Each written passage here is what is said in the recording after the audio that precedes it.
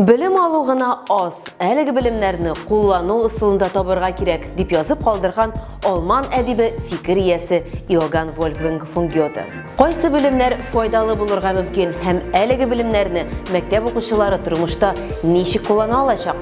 Тапшыруымызда бүгін шул хақта сөйлешербіз. Исәнмісіз, эфирда білім дүниясы. Алдағы минутларда.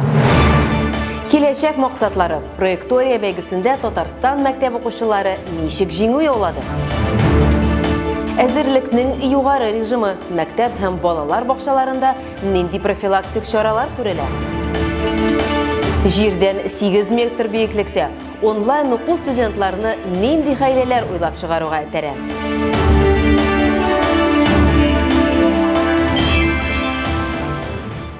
Проектория һөнәри ориентация Бүтін Россия форумы җиңүчеләре белән Татарстанның мәгариф һәм фән министры Илсур Һадиуллин очрашты. Бәйгенең мәгълүмати технологияләр юнәлешендә беренче урынны Иннополис лицей командасы яулады. Өченче урынга Казан федераль университетының IT лицей командасы лайык булды. Россия президенты күрсәтмәсе белән проектория форумы инде 7нче ел рәттән үткәрелә. Онлайн форумда илнең 500дән артык мәктәп укучысы катнашты. Татарстанда оның 5 команда яклады. Быел программада 6 өлкә тәкъдим ителде. Татарстан мәктәп укучылары мәсьәләләрне ничек шешеп чыкты һәм ни өчен мәгълүматлаштыру өлкәсе бүгенге көндә иң актуаль тармакларның берсе булып тора. Булар хакында хәбәрчебез Гөлфия Гыйбайдуллина.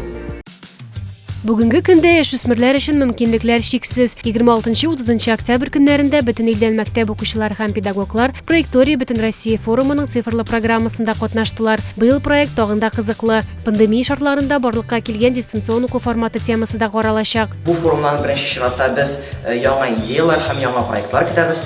Һәм әлбәттә яңа танышулар безгә тиңдәш булган кызык сфераларда беренче чиратта. Мәсәлән, безгә хәзерге пандемия вакытындагы IT сфера белән удаленка вакытында бик күп иттереп танышырга туры килде.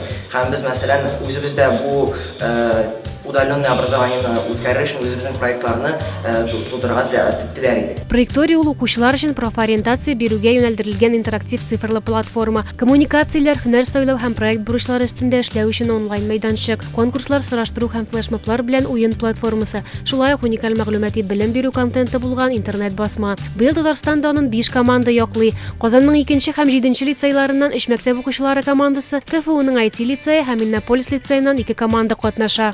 Сейчас мы будем открывать для себя еще одну профессию. Хәзер без үзебез өчен җирне дистанциялаштыру белән бәйле тагын бер һөнәр алачакбыз. Инде кичен без Роскосмос компаниясыннан кейсларны эшләячәкбез. Бу безгә бик кызыклы. Онлайн форумның 5 көне дәвамында бөтен илдән 540 укучы пандемия чорында тармак белгечләренә нинди чакырулар белән очрашырга туры килүен җентекләп тикшерделәр. Быел программада 6 өлкә тәкъдим ителде. Фармацевтика, мәдәният, креатив индустрия, энергетика, медицина, мәгариф һәм IT өлкәләре. 28 октябрьдә Татарстанда 2 мәйданчык эшләде. КФУ лицейында һәм Иннополис университетында. Безнең укучылар 3 блоктан торган һәм цифрлаштыру темасына багышланган кейслар шиштеләр. Это очень интересная и хорошая возможность для школьников.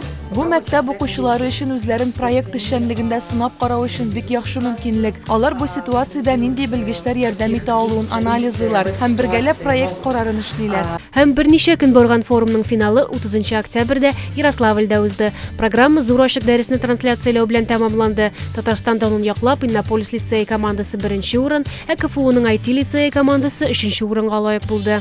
О форуме Проектория мы узнали. Форум башлануы турында без алдан белдек. Шуңа күрә әзерләнер өчен бик күп вакытыбыз бар иде. Иң башта без конкрет тема турында белдек. Аннары интернеттан мәкаләләр табып укыдык. Кайбер технологияләрне үзләштердек һәм аларны практикада кулландык. Татарстан мәгариф һәм фән министры Илсур Һадиуллин җиңүчеләр белән очрашты. Алар белән якыннан танышып, аралашып бүләкләр тапшырды. Это опыт для детей. Бу балалар өчен зур тәҗрибә, чын мәгънәсендә һөнәр эчендә кайнау булды. Аларның белем тәҗрибәсе уңышка омтылышы, чөнки уңыш булай гына килми, аңа бит әзерләнергә кирәк. Укучыларыбызның җиңүләре белән без бик шат һәм алар белән горурланабыз. Проектория Бүтін Россия һөнәри юнәлеш бирү форумы 2013 елдан башлап Россия президенты буйрыгы буенча үткәрелә. Пандемия белән бәйле барлык кыйнлыкларга карамастан, быел форум эшен дәвам итте һәм әһәмиятен югалтмады. Конкурс миңа бик ошады, чөнки без бер команда белән катнаштык. Без ничек команда берләп укырга, ничек эшләргә, ничек коммуникатив булып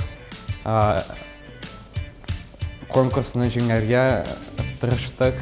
Форумда Россиянең иң төп компанияләре һәм югары уку йортлары экспертлары, илнең иң яхшы педагоглары һәм һөнәри юнәлеш бирү өлкәсендә актуаль мәсьәләләрне хәл итү өчен берләштерелгән мәктәп укучылары катнашты. Менә бу проектория максатлары аның бик изге. Хәзерге вакытта мәктәпләрдә укучы яшь буынны шушы хәзерге вакытта булган профессия һөнәрләргә кертү, аларны сайларга ярдәм итү, алга таба тормышта үзләренең юлларын табу. Чөнки менә бүгенге проектория ул әлбәттә бик катлаулы шартларда үткәрелде. Дистанцион формада, аннан соң инде теге очрашулар сирәк булды, әмма ләкин аларны экспертлар карап тордылар һәм әлбәттә аларга бәя бирделәр. Рәсәй күләмендә проектория үткәрелүенә әһәмияте бик бай. Һәр катнашкан укучының үз сәләтен таба алуы, уңышлы үсеш өчен дөрес юнәлеш сайлавы, илебезнең чәчәк атуы, әлбәттә аның якты киләчәге гарантиясе булачак. Уку-укыту һәм кайнар аш белән тәэмин итү ничек оештырылган? Балалар дистанцион укуга әзерме? Биектау районы мәктәпләре һәм балалар бакчаларына эш сәфәре вакытында укытучылар һәм укучылар белән Илсур Хадиуллин шул хакта сөйләште. Мәгариф министры белем бирү йортларында Роспотребнадзор таләпләре буенча оештырылган укыту һәм тәрбия процесслары белән танышты. Мәктәп укучылары һәм балалар бакчаларында сабыйларның ничек укыганнарын хәбәрчебез Мәрсилә Искәндәрова күреп кайтты. Пандемия сәбәпле укыту процессы кабаттан дистанцион форматка күчмәсме икән дигән сорау күп ата-аналарны борчыган иде.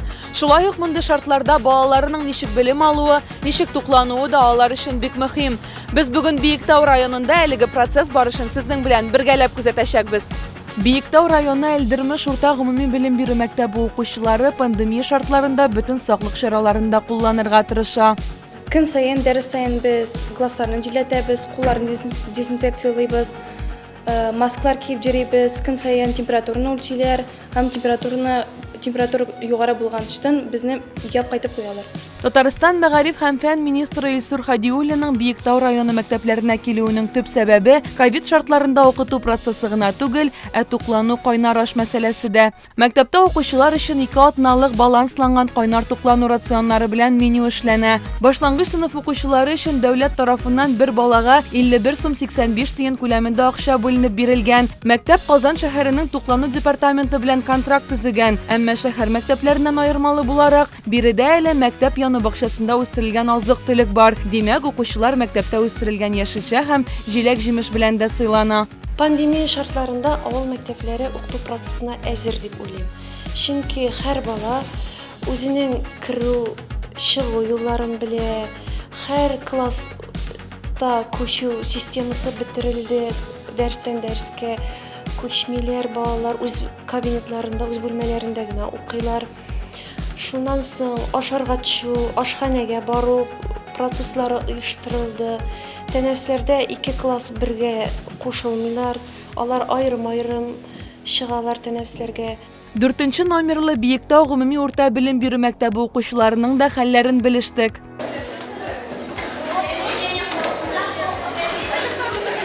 Без укучыларны нәкъ тәменә әбәд вакытында очраттык. Мәктәпнең ашханәсе шәһәр дәрәҗәсеннән берни белән дә аерылмый дисәк була. Чөнки балалар ризык таратылган өстәлгә генә килеп утырмый, ә чират белән үзләре барып теләгән ризыкларын сайлап ала алалар. Без үзебез әзерләйбез. Безнең потому что полуфабрикатлар саклар өчен не предусмотрены помещения, холодильниклар җитми. Шуңа күрә без үзебез пешерәбез. И үзебез пешергән ризыкны балалар күбрәк ярата. 4 номерлы Биектау гомуми урта белем бирү мәктәбендә балалар өчен туклану бик яхшы оештырылган, чөнки расланган меню бар. Яратып ашыйм, алма, ипи, аш. Туклану сыйфатыннан тыш Илсур Хадиуллин балаларның социаль дистанцияны һәм туклану графигын үтәүләренә дә игътибар итте. Хәзер мәктәп ашханәләрендә бер үк вакытта берничә сыйныфта күрергә ярамый. Укучылар иртәнге һәм төшке ашны үз вакытында ашыйлар. Һәр көнне төрле әйбер, һәр вакытта бәрәңге дә була, тукмаш та бирәләр, төрле салатлар, бик тәмле.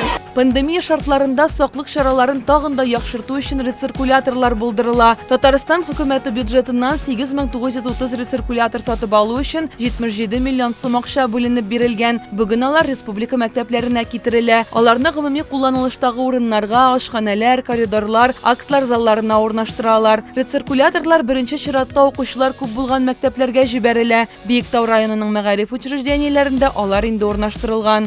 Күн сайын мәктәпләрдә biz алып барабыз фильтр, иртәнге фильтр балалар киләләр мәктәпләргә, аларның термометрия белән без контактны карыйлар. Әгәр дә температурасы бар икән, аларны кире боралар. Аннан соң менә бу мәктәпкә безне 4 авылдан алып киләләр автобус белән. Алып килгән вакытта башта карыйлар, автобуска кергәндә баланы тикшерәләр. Аның маскасы бармы, температурасы юкмы? Шуннан соң монда алып киләләр. Әгәр дә проблема булса, шунда ук хәл итәләр. Традицион формада дәресләрне үткәрү укытучылар өчен дә, укучылар өчен дә, әти-әниләр өчен дә зур шатлык. Чөнки компьютер алдында утырып кына нәрсәгәдер ирешеп булмый. Хәзерге вакытта килеп туган хәл мәгариф учреждениеләренең дистанцион укытуга күчүен таләп итми. Кайын агачына менеп укытучы белән элемтәгә чыга. Студент дистантта ниләр белән шөгыльләнә һәм социаль шелтәр аңа укуында ничек ярдәм итә? Бу хакта безнең традицион кызыклы тәнәфес сәхифәсендә мәгариф дөньясының иң гаҗәеп яңалыклары белән Нияз Рахман.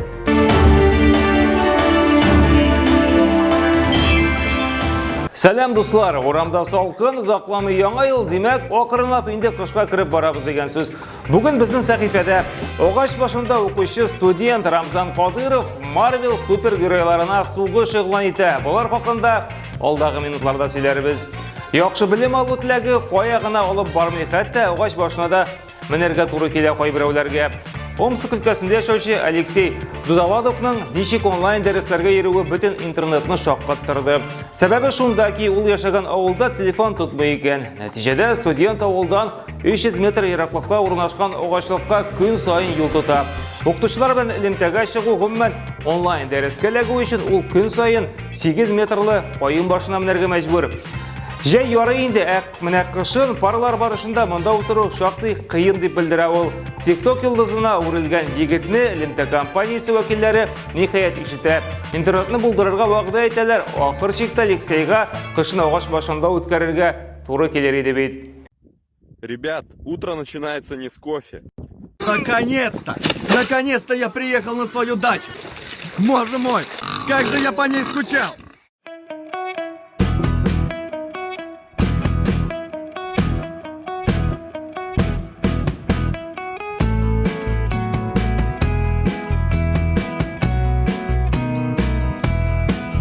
Рамзан Кадыров супергеройларга сугыш игълан итә. Чечен Республикасы башлыгы балалар майданчыкларында Тор, Капитан Америка һәм Человек-паук рәсемнәре булмаска тиешти. Чираттагы шундай объектларны караганда Рамзан Кадыровның нәкъ бу персонажлар шаккаттыра да инде. Булар бит барлык фантазия, ә бездә үзебезнең чын геройлар бар, нәкъ аларның рәсемнәрен төшерергә кирәк ди ул.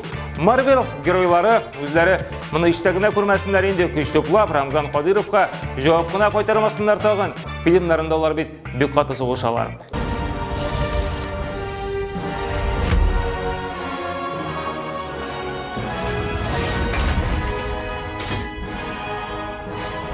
Больше никого? Куда еще больше?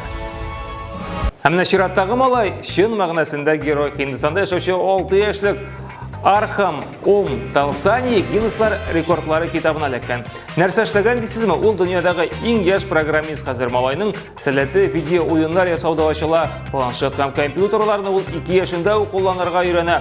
Әтисе биргән дәресләр юкка үтми. Яшь программист белән Гиннеслар рекорды китабы вәкилләре элемтәгә керә һәм махсус сертификатны тапшыра. Хәзер малай исә укуга бәйле булган файдалы программалар язу турында хыяллана икән. Ведь правда креативно? Бүгенге менә шулар иде. Сәламәт булыгыз. Киләсе атнада очрашырбыз. Сезне ниләр борчый? Тапшыруыбызның башка чыгарылышларын карыйсыгыз киләме? Безнең социаль шелтәрләрдәге аккаунтларыбызга рәхим итегез. Белемгә омтылу кешеләрне алга этәрүче иң куәтле көч булып тора. Гыйбарәнең дөрестлегенә француз язучысы Бернар Вербер ышанган. Күбрәк белемгә омтылыгыз. Киләсе очрашуларга кадәр.